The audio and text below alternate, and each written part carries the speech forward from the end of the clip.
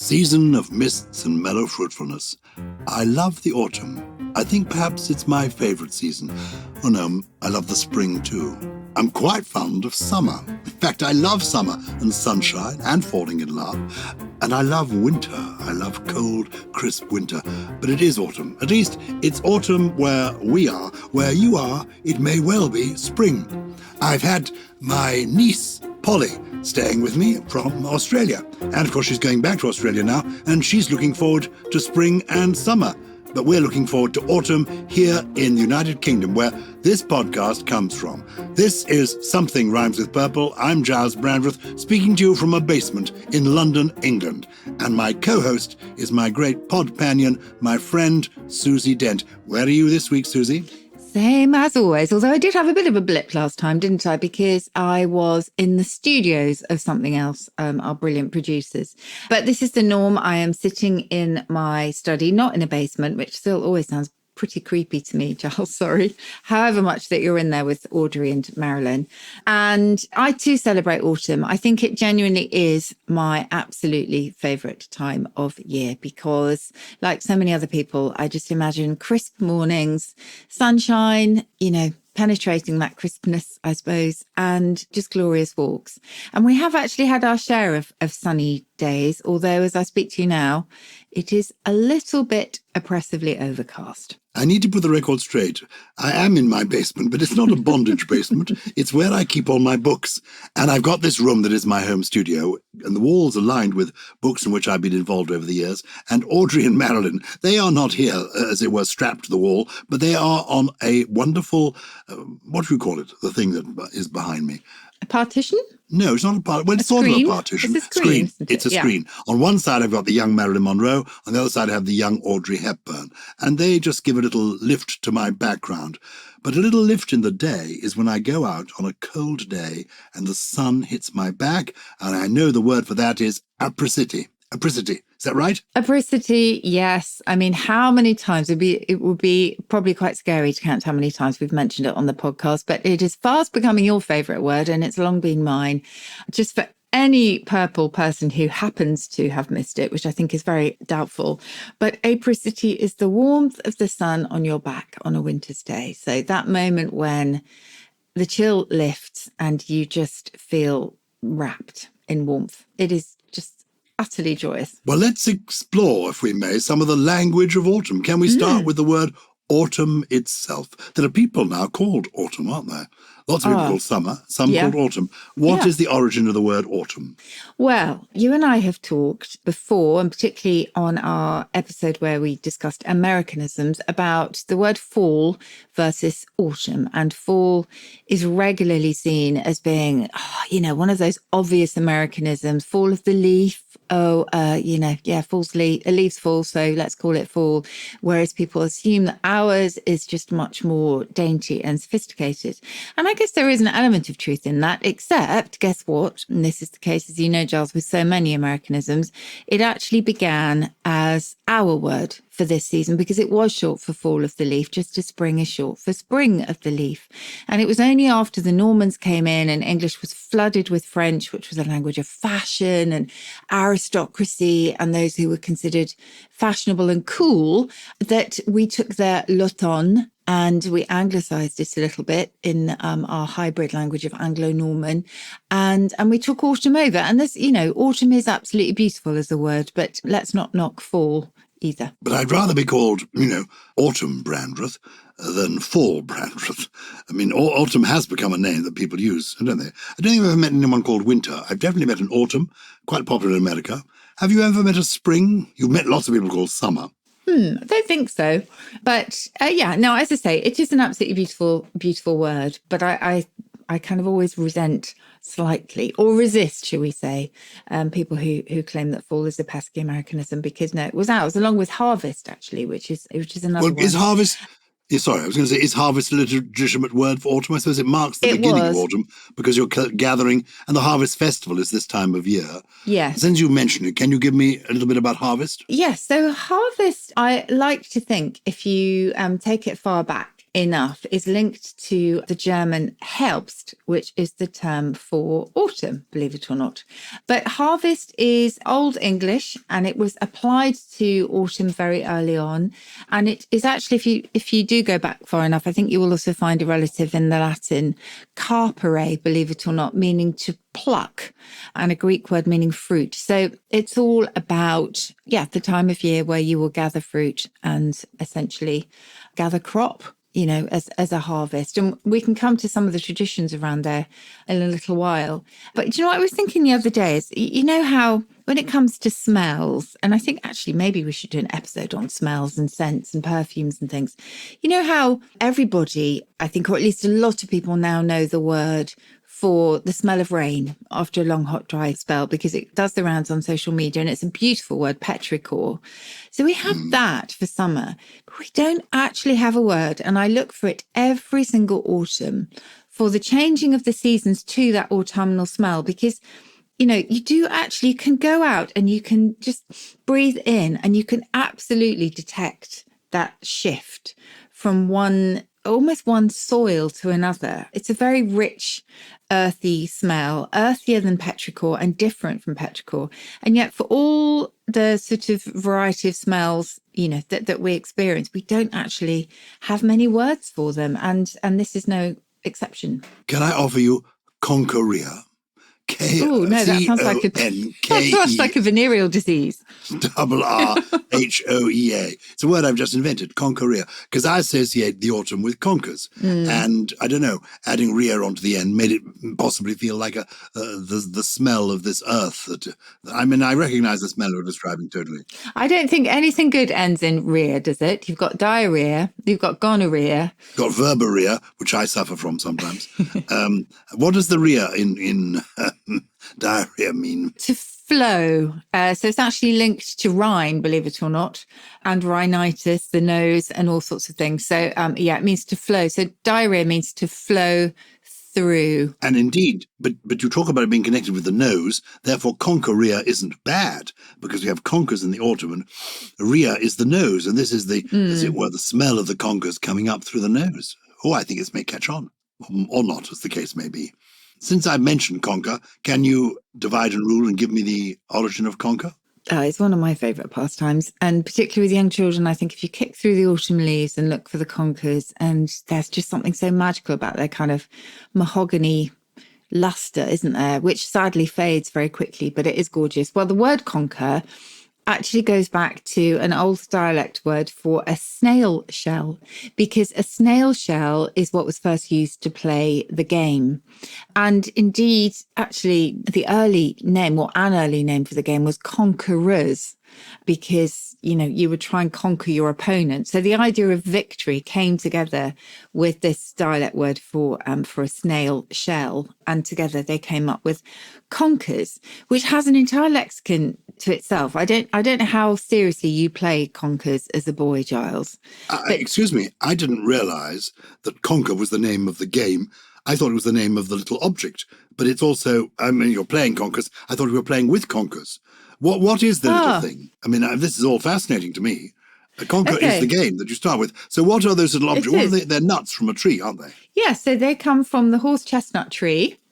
So it's the hard, shiny, dark brown nut of a horse chestnut tree. And the game, particularly in which a conker is at the end of a string and you take it in turns to break someone else's with it, or try to, is called conkers. I knew that, and I thought it was called conkers because you use conkers for it. But you're telling me that the game comes first, and we then call these hazelnut nuts conkers. No. So the game was probably named after a conch, which was a dialect word for the sort of shell that was used to play the game, which presumably were much, much more fragile. So the word conker is first used in the 1840s as a dialect word for a snail shell. That's the kind of mollusk, okay? And that also, incidentally, may have given us conch, meaning the nose, believe it or not, I think because of the shape. But conker was also then, because it's obviously mostly spoken, part of this sort of dialect oral tradition, was also heard as conquer, as in we will conquer all. And that was how conquer was often spelled. So the game for a while was called Conquerors. And then horse chestnuts eventually replaced the snail shells in the 19th century. But, people have been playing the game for quite a long time. I loved playing the game. Like you put your conker onto a piece of string, and then you had a conker that had names like I've got an 8er or a 12er or a 16er, because that meant it had defeated 8, 12 or 16 other conkers in battle. Because you used your conker, you swung it against somebody else's conker, and if you bashed or cracked their conker, you were a victor, and you could go on to have other victories. Is that right? Is that how you play the game? Yes, that's right. Oh, there was just an entire lexicon. So there were cheesers, and a cheeser, I think, is a conker with a flat side to it, because, sometimes when you open up their prickly shell, you see two laying side by side, so it kind of shares a pod with other conkers. There are oblionkers and cheggies. I'm not completely sure what those are. And there are laggies and seasoners, which are aged conkers, which are matured for a year. And I think some people do resort to underhand techniques, shall we say, but they sort of cook them in vinegar and do various things in order to make them harder. I do remember this now, actually, soaking them in vinegar overnight and then baking them. This takes me back a long while. Them. Okay. Yeah, you bake them to bake in the hardness. Oh, yes. Gosh. And I'm used to finding conkers already open, but of course you remind me that they come inside a skin with prickles on the outside. Yeah, absolutely. Which you can prise open with your hands if you're feeling particularly brave, or most often in my case with the heel of your shoe. And there you have it. I think for me, it's just collecting them because they just look so beautiful. And there's also superstition, isn't there, that having conkers in your house will ward off spiders. Oh, I didn't know that. I don't know if it works. One of the pleasures for me of autumn as a child was scuffing through the leaves, kicking the leaves around, and then collecting wonderful leaves, taking them into the house and either tracing them or painting over them. I loved a leaf. And is a leaf so called because it's what's left over when it falls from the tree? I mean, why is a leaf called a leaf? Oh, that's a lovely thought, actually. It's called a leaf because it is simply carried over from a Germanic word that I don't think is part of the leave family, although leave and love, believe it or not, are. So I'm going to check in the OED to see whether I have got that wrong. I often use, while you're looking this up, I often think about leaves because I remember when I did some work with a wonderful psychiatrist called Dr. Anthony Clare, no longer with us, but a great man who was very well known a quarter of a century ago. And he explained to me that one of the fundamentals of being happy was to be a leaf on a tree. And he said we all need to be attached to an organism that is larger than ourselves and still growing. A leaf off a tree, well, it feels free. And, that's lovely. It floats about a bit, but it does end up on the ground and dead. Whereas to be happy in life, we need to be attached to something that is bigger than us, that has branches, that is still growing. We need to be leaves on a tree. I have such a sense of déjà vu here because I'm sure you and I have talked in one of our many, many, many episodes about that Monty Python sketch where the leaves are scared to fall off. And there's a little baby leaf, and there's a mother leaf, and there's a father leaf, and they're all talking about their sort of imminent demise, and then they jump and sound very sad and plaintive as they fall. Have you not seen that one? No. Sounds very evocative. You're quite a Monty Python fan, I know. Oh, it's extremely funny. But I have looked up leaf, and if you do take it back far enough, it may be linked to the Latin liber, Liber, which was the inner bark of a tree, and then, of course, became a book, which is where we get library from, etc. So lovely to think of the idea of stripping bark and foliage from plants for use as raw materials and for writing upon. And is it correct ever to have the plural of leaf as leafs? L-E-A-F-S? I don't think so. If you go back far enough, you may have found it as a plural at some point in its past, but certainly now it is leaves, for sure. And why do we have VES? Same with roof and roofs, hoof and hooves. Yes. What's the But meaning it's not of that? roofs anymore. So that is a really good example of how that has changed, actually, because now we say roofs, but then we said roofs. Honestly, it's so idiosyncratic when it comes to English plurals, and it would take me too long to try and unpick why roof became roofs and then became roofs again. But I do remember being surprised on Countdown when someone came up with roofs, and I said, actually, it's not in there anymore. I will just double check, because language is so circular, as you know. I remember a couple of years ago, I read a book called Have You Eaten Grandma, which was about punctuation and grammar, and I explored plurals. And I was very intrigued by this leaf, leaves, roof, roofs, whole, hoof, hooves conundrum.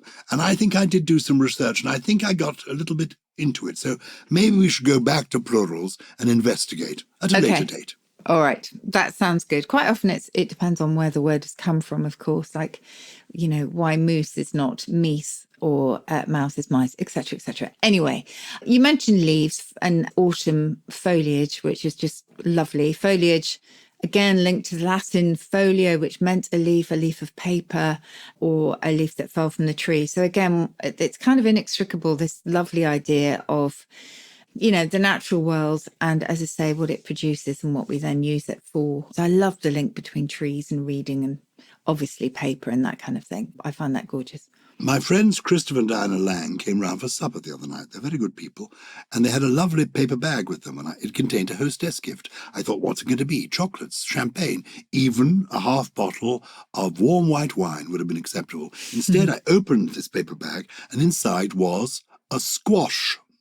An autumn gift, a squash, and it was homegrown. And it was a funny shape, and they were thrilled to give it to me. This is the season for that kind of a fruit, isn't it? We think of particularly the pumpkin and the squash. Interesting origins for either of those words? Yeah, well, squash is quite nice because it's one of the many words that come from indigenous languages in America, so native languages. So in this case, it is from a Narragansett word. So Narragansett, they were a group of people, who lived in America long before, you know, the Mayflower set sail. I think they inhabited Rhode Island, actually. And maybe, in fact, they probably are still there. I hope that they still are, only perhaps not as distinctly defined. Anybody who lives in North America can correct me on that one. But they speak this language, Algonquian. It's an Algonquian language. And squash is from there. And it's a shortening of a word that came from their language. So that's rather lovely. Pumpkin is an unusual one. So you will know, Gyles, because we've talked about this a lot, what the kin suffix means, pretty much. Well, as in kith and kin. Yeah, well, that kind of is related to kind. But if I would say like munchkin or... a diminutive. Exactly. It's a diminutive, so that means little. Yeah. And that's probably where the sort of use of pumpkin to a child comes from. You know, listen, pumpkin, I thought you should know, blah, blah, blah. Yeah, or pimpkin, pipkin, my little pipkin. Oh, pipkin's lovely. But the plant of the gourd family that produces pumpkins, that probably goes back a long way to a Greek pepon, meaning a melon, actually. So that's where it originally started, but obviously it's kind of because of its shape, but it's come quite a long way since then. I have to say, as a vegetarian, I'm sort of slightly off pumpkins, and although I love pumpkin pie and squash, just because you do tend to have butternut squash wherever you go. So if there's ever an event, I don't know if you find this, and you have the vegetarian meal, it is getting a little bit better, but you tend to get either mushroom stroganoff or butternut squash and something. Do you find that? Yes, yesterday I was offered a veggie beef Wellington, and it was indeed butternut squash and mushrooms. Was the substitute for the beef. It was very nice. Oh, and it came with all the trimmings. And then they had no idea. They'd poured on top of it gravy, meat gravy, because they still you want it with the gravy, won't you? They had no idea, but it doesn't really matter. It didn't really matter. No, but anyway, pumpkins and Halloween, weirdo. And we've had Halloween special where we have explored all the vocabulary to do with that. So do go and find that if that is your bag. Speaking of, as a vegetarian, I tell you what I'm not going to be having. I mentioned that my niece Polly has been going back for summer in Australia. But she said what are big in Australia at the moment are things called kanga bangers. A kanga you have on your barbie, a kanga banger. It's a sausage made of kangaroo meat. Can you imagine? No, surely not. No, surely, yes. Yes, surely. In our part of the world, the season is the autumn. In whatever part of the world you happen to be, if you have words that, for you, epitomize the time of year, do let us know, because we love hearing about words from around the world. If you want to get in touch with us, we have a new email address. It's purplepeople@somethingrhymes.com. Purplepeople@somethingrhymes.com. Before we get on to this week's correspondence, Susie, are there any more autumnal words that you want to share, unpack for us? Well, I have to mention Hygge because do you remember this? Hygge, I would say. Hygge. This is the word that became terribly fashionable about 3 years ago. It's Yes. a sort of Nordic autumnal thing. Hygge? Yes, I think most people would say Hygge because it's Danish via Norwegian, actually. And it did make a real splash, didn't it? Because it became this sort of whole ethos as well as a lifestyle, as well as this quality of coziness, but also conviviality that gives you that feeling of contentment as you were kind of shut inside against the elements. And it's gorgeous. And of course, it seeps into winter as well. So candlelight, special cushions, minimalist comfort. And I think those two can coexist. That is all about Hygge. But I love the fact that it is actually linked to hug if you take it back far enough. And you'll never guess who gave us the word hug. It was actually the Vikings. You wouldn't associate a Viking with a hug, but it is from their language of Old Norse that we got the hug. In fact, a Viking hug could be a euphemism for getting something really. What about the word hugger-mugger? Oh, hugger-mugger. Yeah. So if I was delighted to see that hugger-muggery was in the dictionary for kind of secret conspiracy. So I think that is the idea that you are hugging and then it is one of those reduplicative compounds, where we like to sort of put words together, but actually it might also be linked to a dialect word mucker, not in the sense of a friend, me old mucker, but in the sense of concealing, particularly money.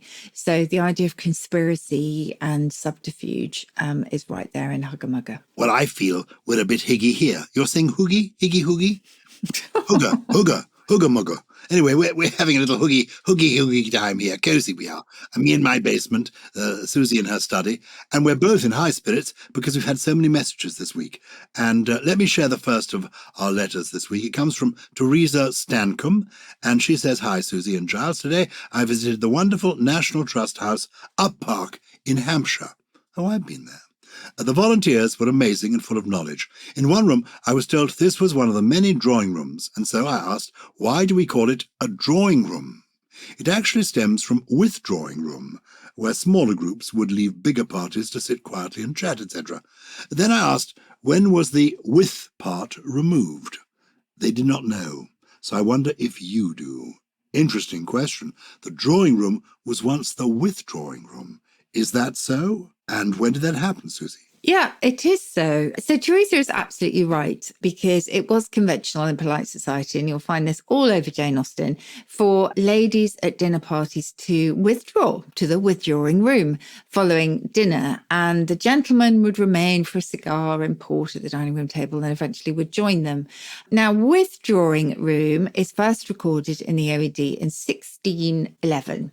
Okay, and it simply was that idea of withdrawing and secluding oneself, because that was what was expected, particularly if you were a lady.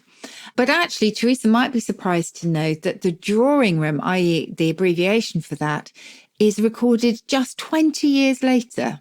So there's not very much in it at all. 1635, drawing room, a room to withdraw to.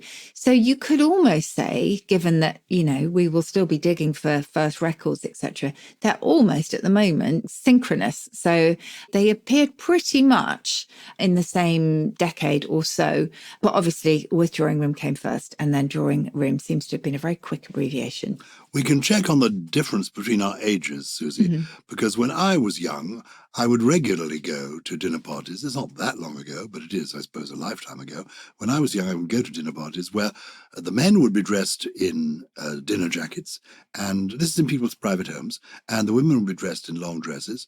And after dinner, the ladies would indeed withdraw, and the chaps would stay in the room, often moving up the table to where the gaps were, filling the gaps and moving closer to the host, where, as you say, port and brandy were served, cigars were lit.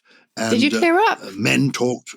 serious Did stuff. you do the washing up? Yeah, no, there was no. I don't know who was doing the washing up. The women were in the other room. Oh, well, we do. We know exactly And who was then doing the after washing about up. half an hour, the host would say, "Shall we join the ladies?" And we'd all get up and troop out and find the ladies who were either in the drawing room or had been, if it was a house that didn't have enough rooms, they'd be in the kitchen. No, not in the kitchen. In the ladies' bedroom, sitting around on the bed chatting. Isn't that extraordinary? And that's only, I suppose it is 30, 40 years ago. Did you ever experience that in your time? No, but I have very fond memories of my mum getting ready for, I don't think they ever split up at the end of their parties, but, into men and women's rooms. But she did used to wear long dresses. And I have really fond memories when I was little of her dabbing Chanel No. 5 behind her ears. And I loved the whole ritual of that. It was very special. But no, I have never been asked to withdraw into a different room, thankfully, I have to say. Right, now we have a time, I think, for a second voice note. And actually, this is from Australia, just like your niece is from Adelaide, and it's Nathan. He says, is there a word for a word, which is a fake word, but has snuck into acceptable usage? Unlike snuck itself, Nathan, which I really like, but I think snuck is much nicer than sneaked, personally. He says, I bring this up because a friend of mine said that he offered me his warmest contrafibularities, which was a nod to an old Blackadder episode where Blackadder mocks Dr. Johnson's comprehensive dictionary. Do you remember that scene, Gyles? I loved Blackadder. Oh, it's brilliant. Samuel Johnson says, this work, sir, contains every word in our beloved language. And Blackadder comes up and says, every word, sir. He said, in that case, may I offer you my most enthusiastic contrafibularities? And when Samuel Johnson looks incredibly perturbed and disgruntled, he says, phrasmotic anaspectic to have caused you such pericombobulation. It's an absolutely brilliant scene, and it's a little bit like the cromulent scene in The Simpsons, for those who know that. So, is there a word for this?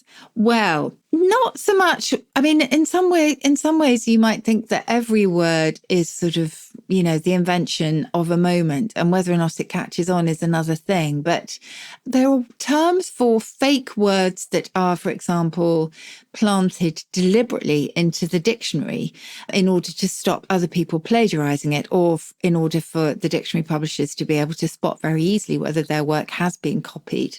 And that's called a mount weasel. And a mount weasel is this bogus entry. It's deliberately inserted, used as a safeguard against copyright infringement.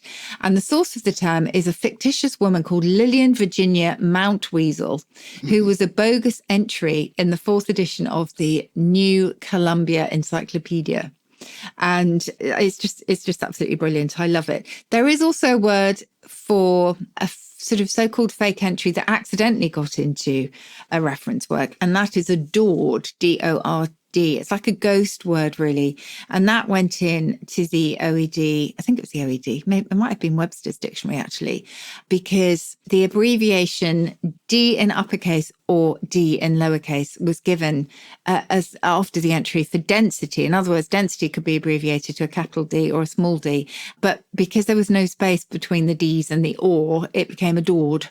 And adored then is, as I say, a word for a kind of a spectral word that never actually really existed.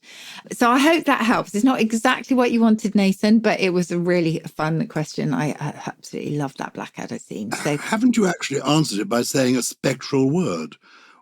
A spectral is Maybe. a ghost word, isn't it? So a ghost is something that we do believe in or don't believe in, but people see so this is the same with these words, maybe. They're spectral words. Not really. I think a ghost word was one that sort of probably wasn't ever meant to exist, whereas obviously John Lloyd, etc., very beautifully crafted that Blackadder sketch. Yeah. So, but I mean, that we remember them, and who knows, they may even be in the OED. I don't know if contrafibularities is in the OED. Certainly, cromulent is, as is embiggens.